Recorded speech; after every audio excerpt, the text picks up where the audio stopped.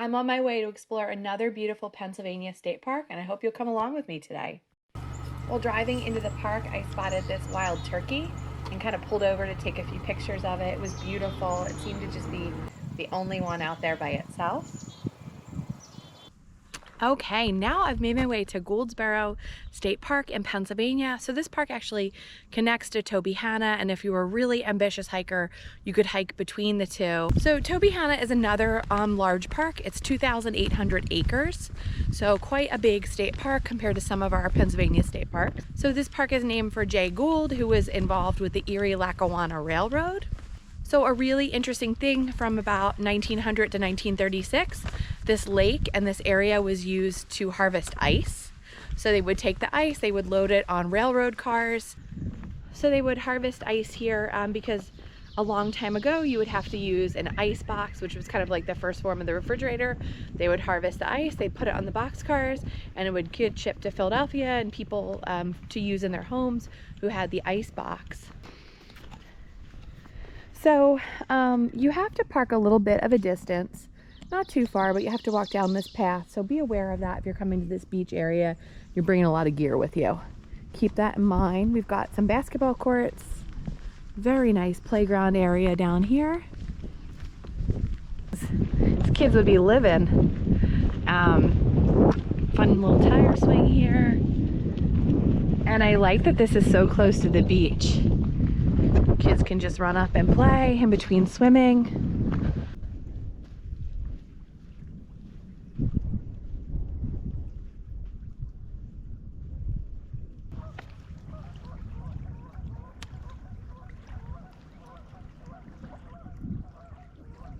So I'd say it took me about 10-12 minutes to get from Tobyhanna over to Gouldsboro. It always intrigues me when there are two state parks so close together. This happens quite a bit in Pennsylvania. Like I was recently at Tuscarora and Locust Lake, and they're about the same distance apart.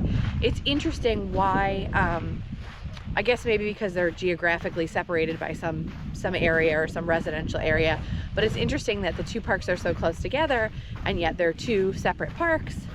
Generally they're usually managed by the same park staff and stuff, but it's just interesting to me that they gave them two different names and two separate identities. So as far as fishing, you're gonna find bass, pickerel, catfish, sunfish, crappie can be found in this lake. The area has a really interesting history that involves glaciers. So about 20,000 years ago, a great sheet of ice about 1 mile thick covered this area. So that is just like mind-blowing to think about, isn't it? And then the park says that there's evidence of glaciers because of the rocky soil, the glacial till, and the bogs that can be found in this area. So really, really cool to imagine what that must have been like all those years ago. Pretty neat.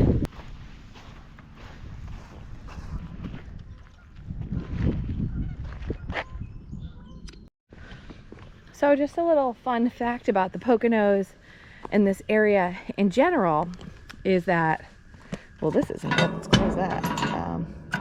Well, that's not going to help. But anyway, just a little bit of fun fact about the Poconos. There are black bears here.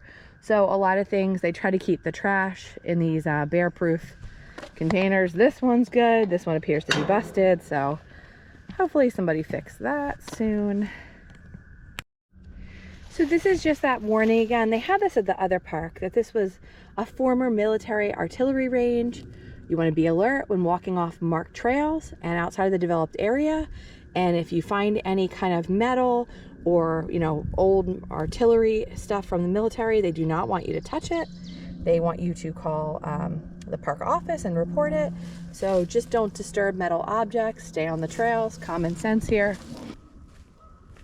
Super pretty area to hike. The only person I've seen in the park today is the person out fishing in the boat. I haven't seen another single person, so I just am hearing the sounds of geese honking on the lake, birds chattering in the trees. I'm seeing some chipmunks scurrying across the ground.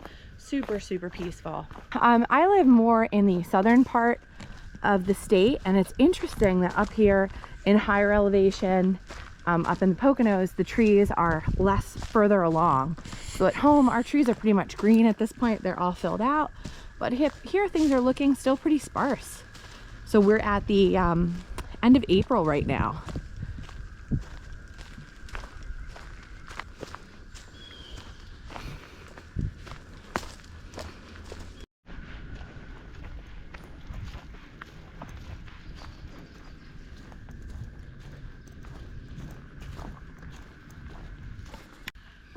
So as a child, I spent a lot of time outdoors, and I really credit my parents with that.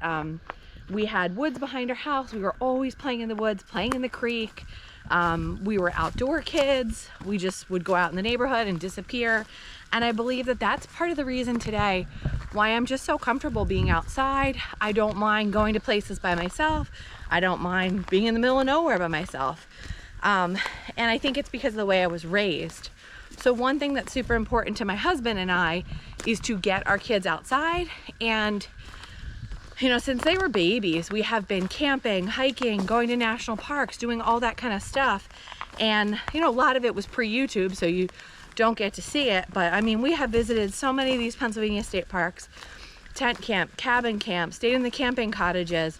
We made so many awesome memories. And I think it's really important to do when your kids are younger, because my kids are teenagers now and life is just so busy. You know, we still get out, we hike a lot. I don't always film when I'm out hiking with my kids because they don't love to be on camera. Sometimes they'll be more agreeable than others, and I can get a glimpse of them here or there. But I just think it's so important to give them that foundation and get them comfortable in nature, because we need our kids to help protect the planet and to help care about the environment and, you know, make sense of the world around them. And getting kids outside is just a really great idea. It's good for their development, it's good for their health, it gives them a good hobby, it's good for their future. I'm just a huge believer in that. And even though we have teenagers, you know, we spend a lot of time in the summer fishing, kayaking, crabbing, we spend time on the beach, we go hiking, we visit different parks. When we plan a vacation, it's usually a nature-focused vacation. You know, we'll try to do something fun so the teenagers don't revolt. Like a couple years ago, we went to the Great Smoky Mountains. We hit up Dollywood at the same time. So, you know, roller coasters and hiking, perfect mix. But it's just kind of the way we've chosen to live our life. And I think it's just really good for kids. So if you've got a child in your life, a family friend, a niece, a nephew, somebody, try to encourage them to get outside, take them on an adventure with you, and I think they'll have a really good time and you'll have a really good time. So thank you all for watching. If you're up in the Pocono Mountains, be sure to check out Gouldsboro State Park, and then, hey, you got to go to Tobyhanna because it's so close, right? I really appreciate all of you. Thank you for watching. Thank you for being a part of my YouTube community. I really look forward to reading all the comments, and I try to make sure to take time to respond back to all of you because I really value the support that you give our channel, and I really appreciate you. Have a great day. See you later.